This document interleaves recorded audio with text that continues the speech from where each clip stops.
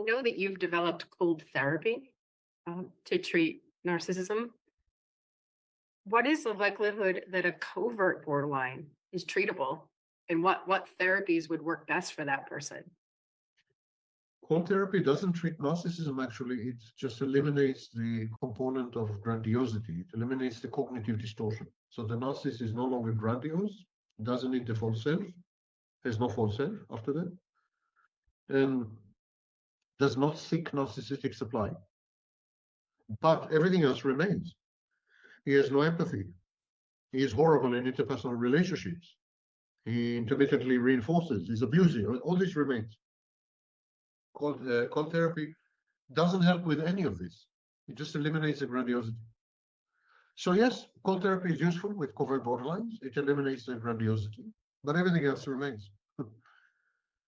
And it cannot be used with borderlines, for example, because of the suicide risk. Cold empathy takes away the defenses of the narcissist and eliminates the false self. So for a while, for a short while, the narcissist becomes suicidal. There's a huge suicide risk in cold therapy. So there's special procedures and so on to prevent suicide. And but if we were to do this with borderlines, many of them would commit suicide. So cold therapy is counterindicated in borderline.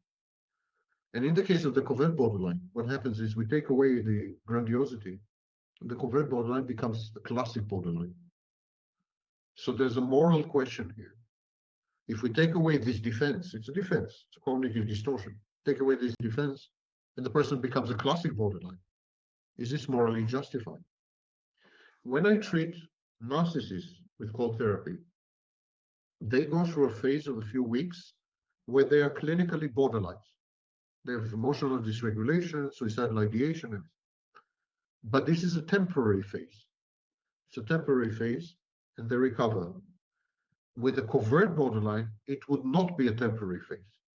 If I take away the grandiosity, the covert borderline would be a borderline, classic borderline for life. That's a responsibility I'm not willing to take. So I treat only people who are diagnosed with narcissistic personality disorder with no other comorbidity. None. And I never treat anyone with any borderline personality organization. A classic borderline, covert borderline, I would never treat these people. It's dangerous. 11% of people with borderline personality disorder commit suicide successfully. That's a leading cause of death among people with borderline personality disorder. If they were to develop narcissistic defenses, they would not have committed suicide. Ironically, I think the way to prevent suicide in borderline personality disorder is to teach them to be narcissists, to kind of continue the Grotstein. Grotstein said that narcissists are failed borderline. So to undo the failure, to teach them to be narcissists, and then they will not commit suicide. There are moral questions here. There's serious moral questions here. Imagine that, for example, that I prove to you that I can prevent all suicides among borderlines if I render them narcissists. If I teach them how to be narcissists, should I do that? Imagine that I tell you that I can take away the grandiosity from a covert borderline, and then he becomes a borderline, and his chances to die of suicide are 11%. Should I do that? Imagine that I tell you that in cold therapy with narcissists, they experience unparalleled torment and torture and with suicidal ideation for a week. Should I do that? There are moral questions here. So that's why cold therapy, I'm slow. I'm taking it slow. Take it slowly. I was in the process of certifying a few hundred therapists, but then the pandemic struck, and I'm restarting the process now. But I'm very hesitant about the whole thing. As distinct from other therapies, cold therapy is the only therapy I know, and I think I know most of them, if not all of them. The only therapy I know which substitutes one personality for another.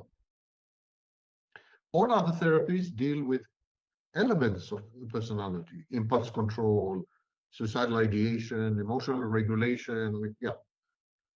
But code therapy destroys the previous personality. I mean, eradicates it, eliminates it completely, and replaces it with another. That raises extremely complex ethical issues. And that's why I'm taking it very, very slow. That makes sense.